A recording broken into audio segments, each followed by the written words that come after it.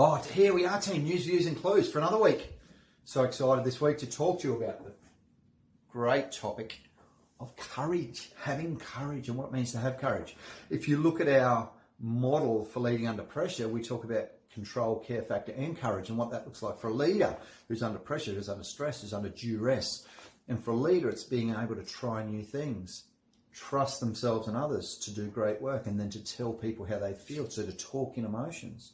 Now, in relation to courage in general terms, there's this thing called everyday courage.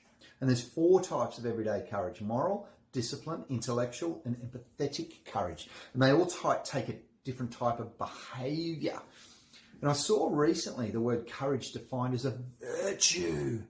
Like we know about patience is a virtue. And what a virtue is behaviour based on a high moral standing.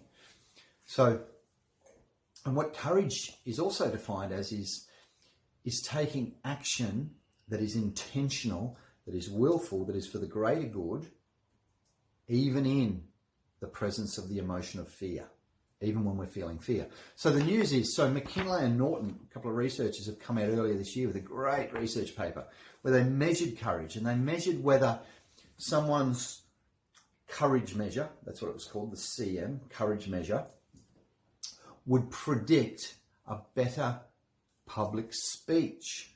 So would they be better at public speaking if they could be more courageous? So go into this activity with a courageous mindset, not a fearful mindset. Yeah?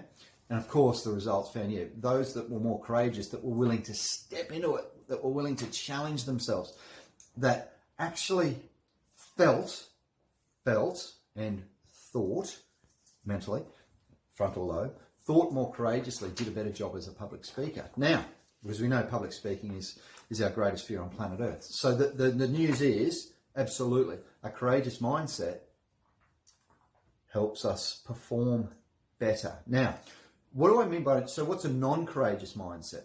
Well, that's a fearful mindset, right? So fear and excitement are the same physical thing in our body.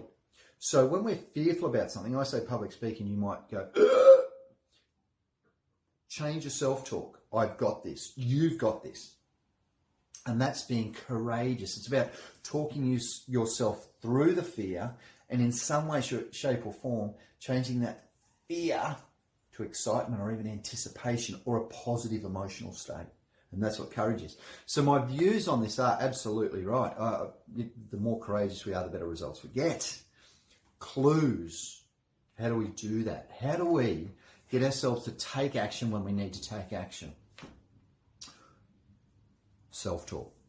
Be prepared for when these situations come up. Know what it is that you can say to yourself that will increase your, as Mckinlay and Norton called it, your courage measure. Increase your courage measure with your self-talk or your internal dialogue. The better, so in short, the better your internal dialogue, the more courage and the better job we do at the things that we're fearful of. So in other words, getting out of our comfort zone. Courage, such a big topic. I'll put a link to this research down below. I'll also put a link to the 4 types of courage so that you can have a read of those. News. There is a courage measure report that's come out this year that shows that the more courage, the better results. My views on that are, as always, I agree. And the clues are talk yourself into it. And of course, breathe, have a strong vision for how you want this thing to go. And prepare. That's this week's news, views, and clues. See you next week.